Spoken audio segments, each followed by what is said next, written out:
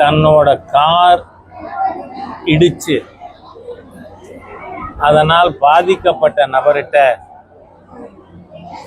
மன்னிப்பு கேட்கிற பண்பு இல்லாம விடுதலை சிறுத்தைகள் கட்சியினுடைய தலைவர் தொல் திருமாவளவன் சாலையில டூ வீலர்ல போன வழக்கறிஞர்களை இடிச்சதுக்கு இறங்கி எக்ஸ்கியூஸ் மீன்னு சொல்லிட்டு போயிருந்தா பிரச்சனை அதோட நின்று இருக்கும். ஆனால் ஒரு ஆணவத்தோடு நீங்க பாத்தீங்கன்னா ஆணவ கொலை பற்றி அதிகமா பேசுறது திருமாவளவன்.